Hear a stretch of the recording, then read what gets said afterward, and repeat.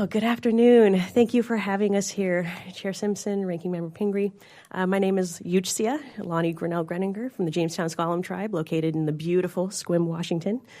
The Olympic Peninsula, I might be biased, but I also know I'm right. It's one of the most beautiful places out there. No shade to any other tribes here, but really glad to be here in Washington, D.C. Thank you for the opportunity and for hearing out our tribes for the last 2 days. This is a really important time for us, and I acknowledge that it takes a lot of time and effort to sit and listen with your ears and your heart for 2 days straight, so thank you again.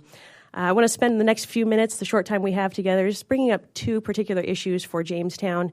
I think the theme you're going to hear amongst all of us Washington tribes, including Yakama and Colville, is we do have strong partnerships across all of Indian country in Washington state, where I'm going to say that we widen the longhouse. If you've heard the term before of widening the tent pegs, we widen our longhouses so that we include the rest of our non-Native family members, friends, and community members. So every decision that we're making is not just about our own people. Yes, we do have that priority, but we think about those that we're serving in that greater community. And it's no different for Jamestown. And so I'm really excited to talk about two issues that we could use your help and partnership in, and from what we believe is a sacred duty for both of us as sovereigns. And so the first is through the amazing opportunity of co-management with Fish and Wildlife Service, we are co-managing 2 national wildlife refuges in our area that are located in our ancestral territory. And that is the Dungeness Wildlife Refuge and the Protection Island. And those were originally part of a six-member refuge complex. And so now we operate 2 of those of the 6. And so we're really excited about that.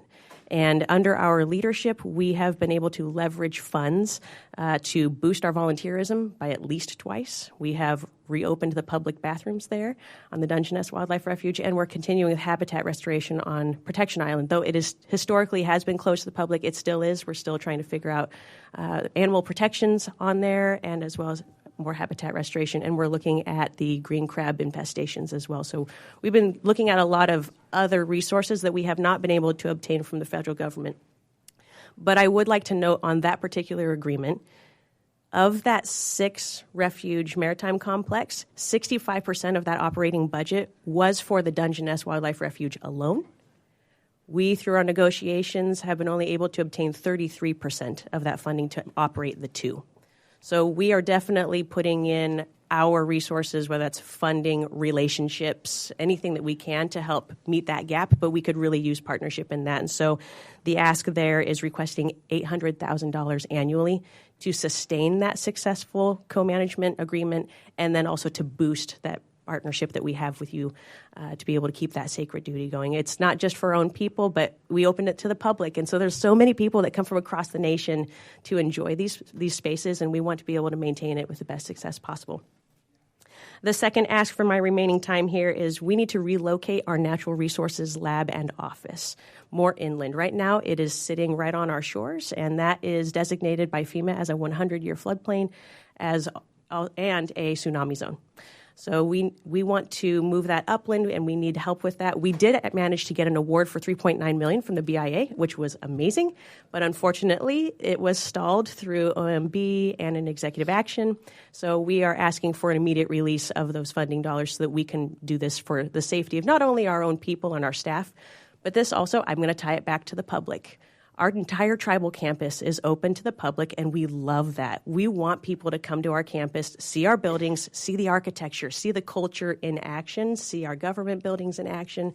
And so it is a free place for everyone to walk through. It has the Olympic Discovery Trail through it.